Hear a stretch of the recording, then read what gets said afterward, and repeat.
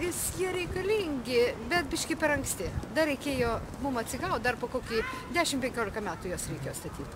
Ir ar jos tikrai reikėjo atstatyti visiškai taip, kaip dabar atstatėm? Ar reikėjo tik tai dalį kažko autentiško daugiau palikti?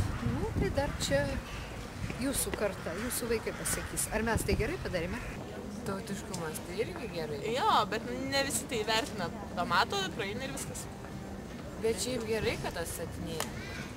Nes mes tai to nežinojom, nematėm ir įdomu pamatyti. Ten, kur statybus, ten žinau, kaip pinigų švaistymą, čia kaip 2x4, čia niekur nedingsi. Ten, kur kelių remontą, ten pinigų švaistymą, vėl nepačiais kiek sudėta, čia. Aš manau, kad čia graži idėja, bet ar ten yra ta vieta, kurioje reikia jos statyti, nežinau. Nes tam, bent jau dabar, kai jie jau yra, sakykime, pastatyti, bet aš viduje dar nebuvau, tai man dėja, bet jis labai griaustiškai atrodo. Nu, pasakyčiau, kad jie reikalingi, bet gal per anksti pradėti. Gal mes per vieni tam buvom, gal nepasirengę. Gal tu Algirdas ir įsidėjo kiek nors, ką aš žinau. Pažymint tūkstantmetį mes atstatom savo valdovų rūmus, savo relikviją kažkokią. Ir manau, kad valdovų rūmai kaip tik ir primins mums tą tūkstantmetį. Tai čia vienareikšmiškai neigiama, vienareikšmiškai, todėl kad kuria prasme be pažiūrėsi, tai tiesiog katastrofa, todėl kad estetinė prasme tarp katedros ir pilies, reiškia, tu nematai ten kaip įsprausta, o paskui finansinė prasme, tai tikrai buvo galima daug bibliotekų atstatyti, ar Kauno pilį atstatyti.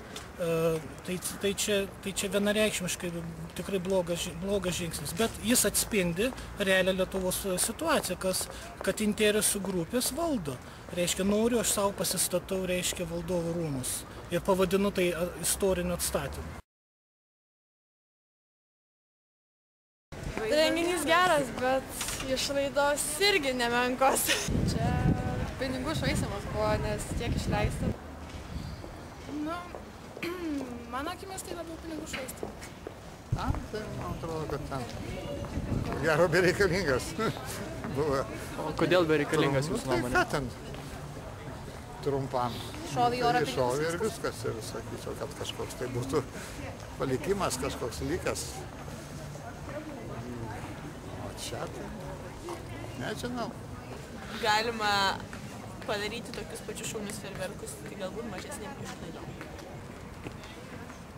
Nematyčiau čia nieko blogo, bet žinant šiandien esamą situaciją, krizinį laikotarpį, tai vis dėlto reiktų taupyti ir skirti laiką ten, kur yra pirma būtinybė.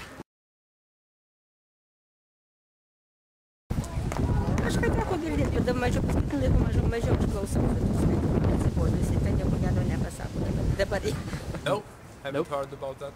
Man šitą idėją, tik aš išgirdau, tai labai patiko. Nes matyt, aplink pasaulį ne kiekvienas lietuvis apiplaukė, o tai, kad į tą visą įgulą buvo įtraukti ne tik, sakykime, ten keli žmonės, bet keitėsi, buvo etapai ir buvo ne tik, kad tikslas apiplaukti visą pasaulį, bet tiesiog suvieninti visus pasaulį iš visų kampų lietuvius. Tai man tas labai patiko, kad buvo surasti tie lietuviai ir ta akcija iš karto matys, kad pavykus. Nes, sakykime, į Australiją nuplaukus susirenka grupė lietuvių, kurie tiesiog jaučia ekstaziją, kad atplaukė saviškiai iš Lietuvos ir visi tą mato, visi nori. Vien tie klipai, jeigu matėt per televizijas, kada užsieniečiai lietuviai sveikina lietuvius.